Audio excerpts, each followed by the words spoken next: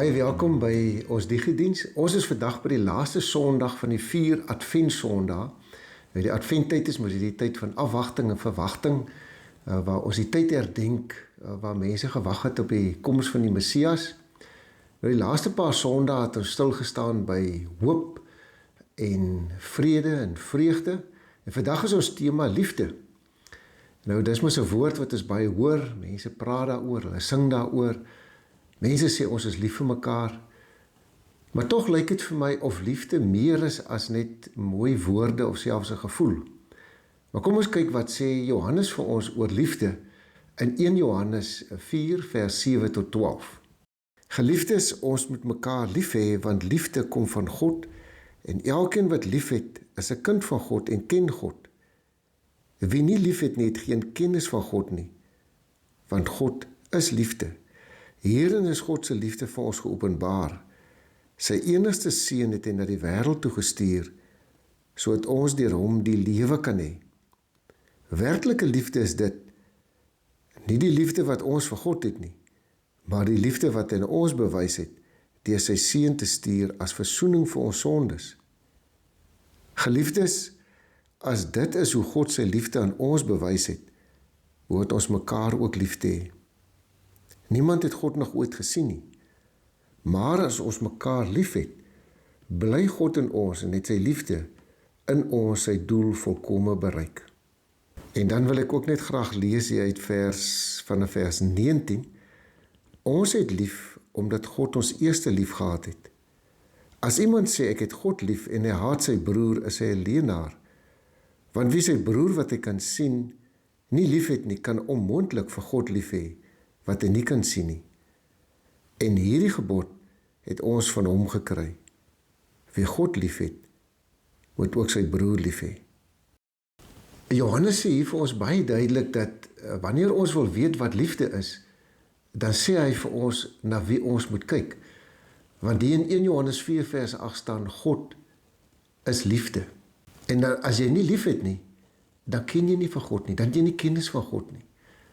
Maar as 'n mens God leer ken, dan verander hy jou en hy vernuwe jou en jy word al meer soos hy en sy liefde word ook in jou sigbaar.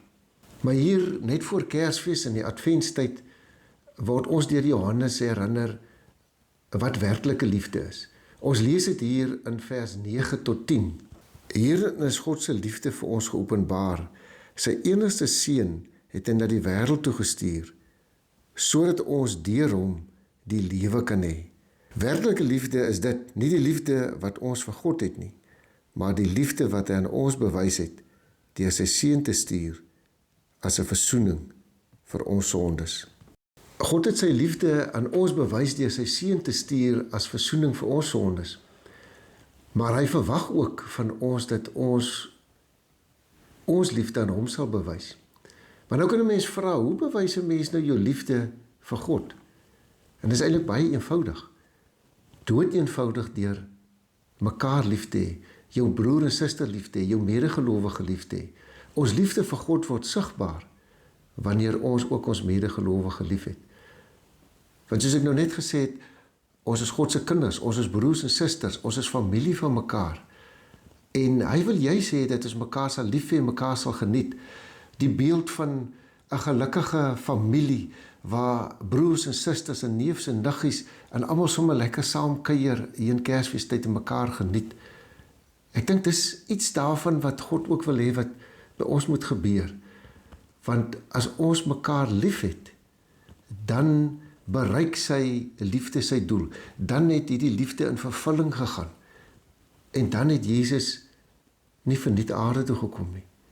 Dan het God se unieke enigste seun nie verniet gesterf nie.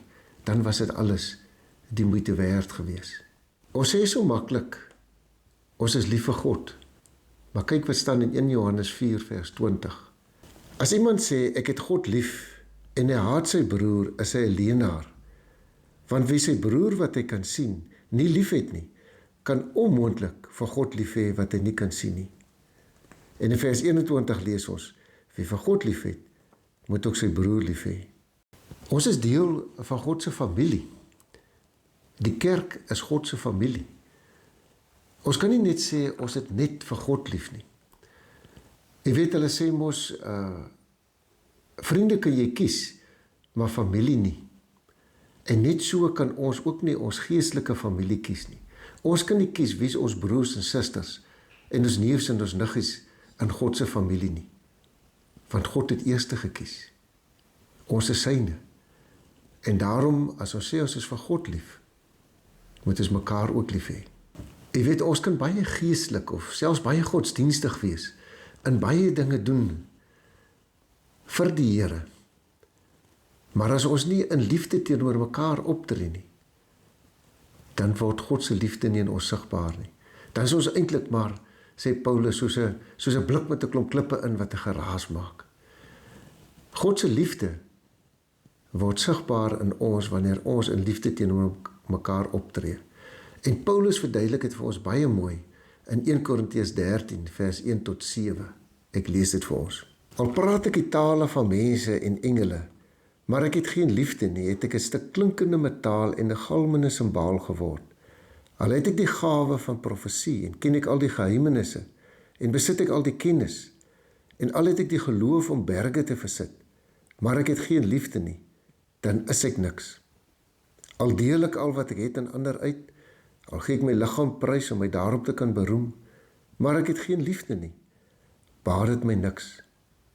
Die liefde is geduldig, die liefde is vriendelik, dit is nie afgunstig nie, is nie grootpraterig nie, is nie verwaand nie, dit handel nie onwelvoeglik nie, soek nie sy eie belang nie, is nie liggeraak nie, hou nie boek van die kwaad nie, dit verbly hom nie oor onreg nie, maar verheug hom oor die waarheid, dit bedek alles, glo alles, hoop alles, verdra alles.